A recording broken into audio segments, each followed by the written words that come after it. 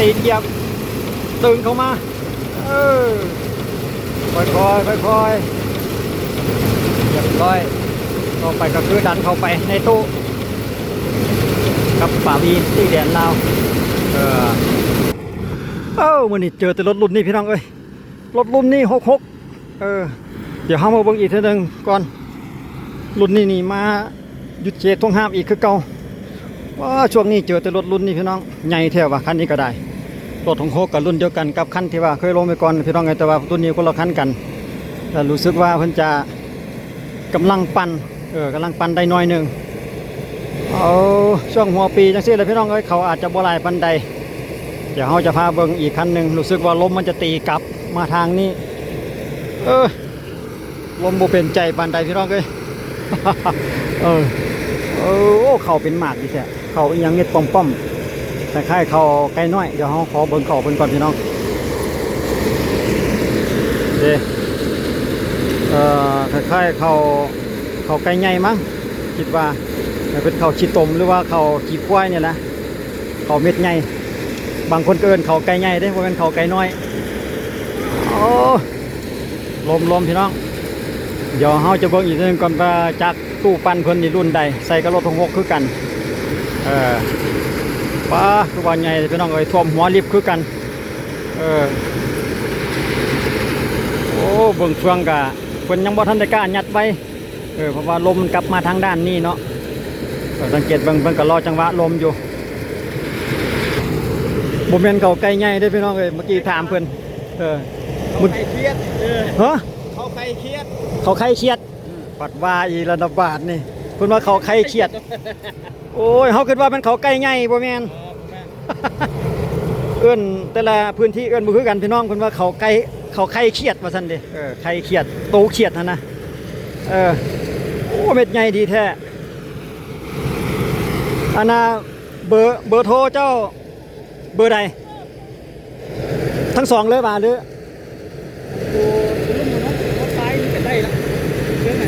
ถ้าหากว่าเขาต้องการนี่โทรหาเบอร์ใดได้ไงเบอร์เทิงเนาะเดี๋ยวเขาจะรีวิวให้เอาเบอร์เทิงกันบ่อยู่ในพื้นที่หน้าทงหาบเนาะเดี๋ยวเขาจะให้เบิ่งเบอร์โทรพี่น้องทางว่าท่านใดสนใจอยากเดี๋ยวเขาจะให้เบิ่งเบอร์ทางด้านเทิงนะพี่น้องจะเป็นเบอร์030548317พี่น้องสำหรับเบอร์รถเกี่ยวของเพิ่นรถปั่นเข้าทางว่าท่านใดสนใจอยู่ในพื้นที่ขอบเขตหน้าทงห้าบหรือว่าในพื้นที่ของเมืองไส้ท่านี้ก็สามารถโทรใส่บริการได้ผู้อยู่ไกลก็แล้วแต่เรื่องราคาก็เป็นกันเองเมื่อกี้ก็ลืมถามอันราคาเท่าไหร่ก็ปั่นเท่าไหร่10นึงว่าซ้ำกันเนาะอยู่ในพื้นที่นี่เพิ่น10 ถอกนึง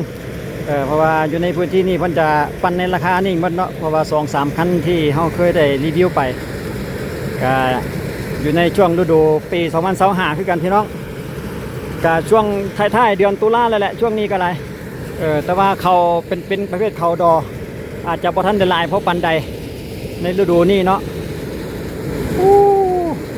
สำหรับคุมท้ายนี่3 คนคือจิแม่นเจ้าของหน้าเจ้าของเข้าช่วยกันเสียดายแต่ลมอยู่แล้วบวกเป็นใจจะเชื่อไปงานใดก็ได้เพราะว่ามันมีจุดเดียวที่ว่าต้องได้ปั้นลงเนาะเพราะว่าอีกทั้งด้านหลังนั้นก็เป็นป่าเขาอยู่เขายังเขียวดูบนเขาทั้งพี่น้องป้าโถปูสาดเลยก็ว่าได้ลมแท้ลมว่าฟังเสียงเบิ่งเพิ่นก็ยังซ่าอยู่พี่น้องเพราะว่ามันลมปั่นไปบ่ได้ตอนมันสูงอย่างซี่นี่กองเขาสูงนี่ก็สบายอยู่ดอกพี่น้องเอ้ยแต่เวลาบัดสุดท้ายกองเขาใกล้สมมุติทันทีท่วมหัวลิฟต์เลยโยนเกือบบ่ถึงพุ่นแล้ว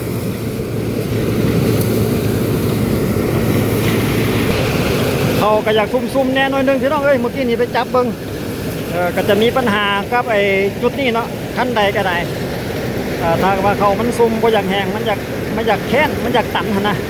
จะต้องมีคนคอยไปเอาไม้กิ้มไปพร้อมสำหรับรถเก่าก็อยู่ประมาณนี้แหละพี่น้องจะให้คือรถใหม่ก็บ่คือต้องไปหูใจแล้วก็เอาไม้แง่ไปนำสำหรับคูปองเขานี่บ่แม่น นมารถบ่แห้งเด้พี่น้องปอนไว้บ่ได้เพราะว่าลมจะตีกลับมาต้องได้ระวังเรื่องลมไปนำในช่วงระวังที่ปอนเข้าท่านเนาะเข้าใครเครียดพี่น้องเลยเขาเบิ่งเขาหันไปเห็นรายงานแล้วเขาอันเดียวกันแต่ว่าเอื้อนบ่คือกันบางคนเกินเขาขี่ตมบางคนเกินเขาขี่ควายบางคนเกินเขาไก่ใหญ่บัดมาพื้นที่นี่เพื่อนเขาใครเครียดว่าซั่นเด้ยังก่อนไว้บ่ได้ดอกพี่น้องเอ้ยเพราะว่าได้ซ้อมเบิ่งสถานการณ์ของลมไปนำเบิ่งรถเพิ่นพี่น้องเดี๋ยวซองเบิ่งจักรเพิ่นก่อนโอ้เพิ่นปิดไว้เดี๋ยวบ่เห็นสังเกตพวงมาลัยเพิ่นสุดยอดเลย พวงมาลัยแต่งเก่ากึกเลยพี่น้องรถนี่มาจากกรมกองคือกันเป็นรถ66เนาะสะเกิดน้ำสะต้นบกคือกันถามเพิ่นแล้วเพิ่นว่าโฟกินก็ใส่ได้ว่าซั่นเด้เป็นรถมาจากกรมกองแบบเพิ่นประมูลออกเดี๋ยวว่าทางกรมกองเพิ่นเนาะทางกองทัพเพิ่นหมดอายุการนำใช้แล้วเพิ่นก็ประมูลออกให้ประชาชนมาหมุนใช้เกี่ยวกับรถปั่นเขาลักษณะนี้แหละพี่น้องทางสรปลาวเพิ่นก็จะเฮ็ดอยู่ประมาณนี้เนาะเดี๋ยวเบิ่งเขานะพี่น้องยังเปียกอยู่ซุ่มอยู่เบื้องเพราะว่าในช่วงระยะผ่านมานี่มันมีพายุฝนแดดเด้กว่าวันนี้นะ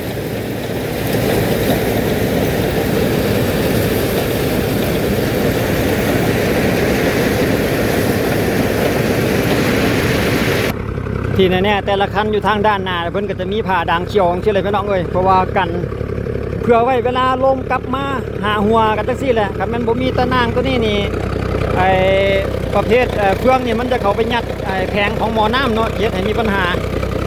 แต่ละคันสังเกตเห็นเพิ่นจะเอาผ้าด่างรัดทั้งหน้าไว้แบบนี้เพื่อว่าลมตีกลับโอ้ถอยเสียเพิ่นออกอยู่ทั้งหน้าพี่น้องเอ้ยเดี๋ยวเฮาไปเบิ่งระบบของช่วงล่างเพิ่นว่าเพิ่นจะต่อเผาลักษณะใดสิคันนี้เพิ่นก็ถอดตัวเผาแลนนี่เพิ่นจะถอดออกเวลาต้องการก็จะเสียบใส่ตู้ปั้นถอดออกไปเสียบใส่กับตู้ปั้นหลังจากปั้นเขาแล้วเพิ่นก็จะมาเสียบใส่กับไอ้เผาแลนจะซับแบบซับโป้งได้คือกันแต่ว่าต้องได้เปลี่ยนเผาตัวนี้ก็คือเผาโป้งหน้าเนาะขับเคลื่อนล้อหน้าสำหรับจุดนี้เก่ากึกเลยพี่น้องเลยเครื่องจักรเพิ่นหรือว่าสุดยอดแท้แต่ว่าเพิ่นก็ใส่มาหลายปีแล้วเด้รถคันนี้ก็ได้อยู่ในลักษณะนี้เนาะ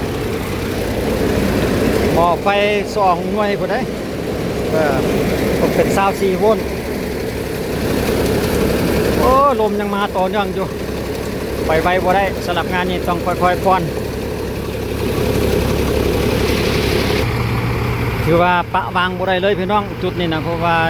โตเขาเรียบหรือว่าขี่แกบมันเนาะเขาเรียบจะไปงัดต้องได้มีคนคอยจิ้มไปนำเพื่อบ่ให้มันอุดตันนั่นเองก็ยังมีน้ำใส่พี่น้องเอ้ยรถปั่นเขาลักษณะนี้เนาะอยู่สปป.ลาวเพราะว่าอิงตามความต้องการเพราะว่าชาวไร่ชาวนาเฮาจำนวนหนึ่งเพิ่นก็เกี่ยวมือลักษณะนี้ก็บ่น้อยได้ในปัจจุบันนี้ก็ได้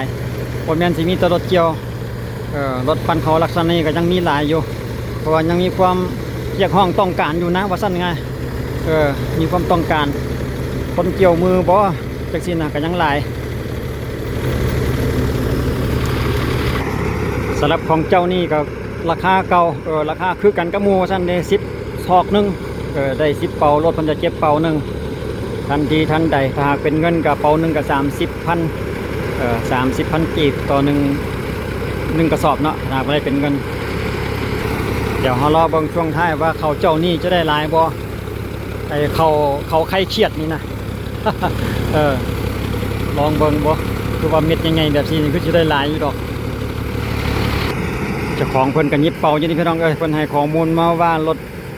คันนี้ก็เป็นเครื่องของ Isuzu เนาะ Isuzu 120ว่าซั่นเด้Isuzu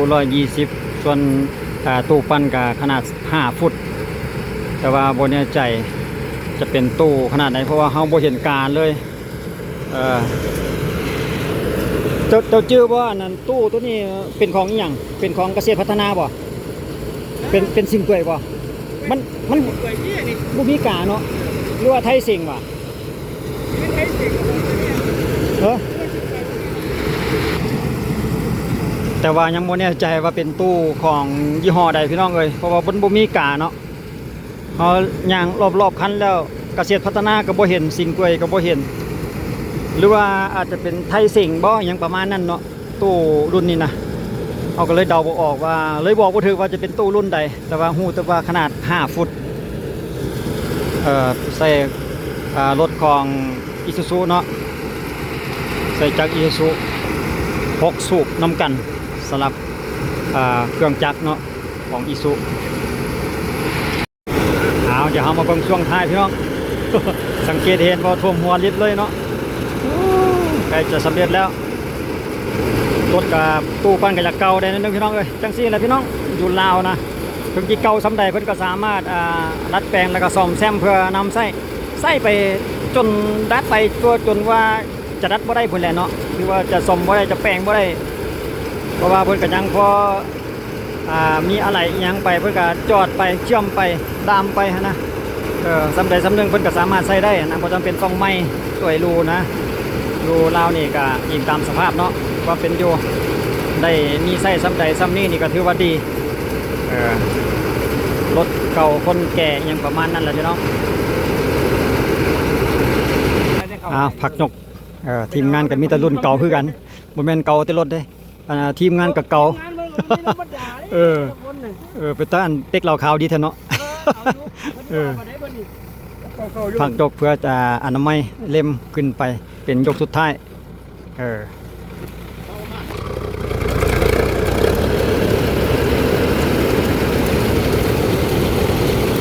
ช่วงท้าย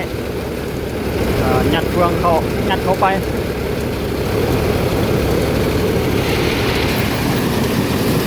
ปานอูดหนูจุดนี่เลยมันปล่อยว่างบ่ได้เลยพี่น้องเอ้ยเฟืองมันตีกับไหลมาเข้าตะแกรงลมพัดเด้ยังเหลืออยู่หน่อยนึง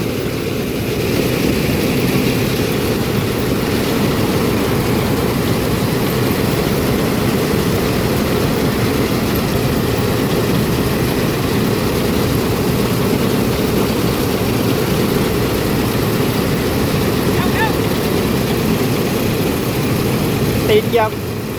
ตึงเข้ามาค่อยๆเรียบร้อยต่อไปก็คือดันเข้าไปในตู้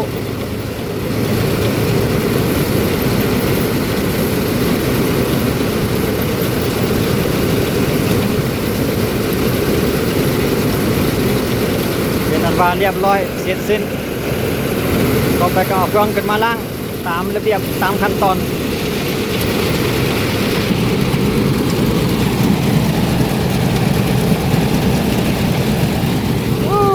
เต็มลิฟต์เลยสุดยอดเลยโอ้แผนกล่างจักร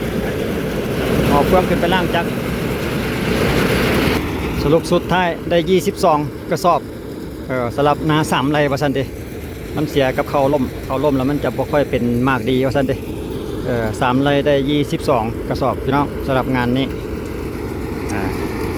คลิปวิดีโอเขาก็จบไปกับช่วงนี้แหละพี่น้องเอ้ยช่วงท้ายกำลังล่างจักรนี่แหละขอบใจทุกท่านที่การรับชมเอาไว้ติดตามในคลิปวิดีโอต่อไปเกี่ยวกับให้กำนันเนี่ยพี่น้องสำหรับคลิปนี้ขอบใจสบายดี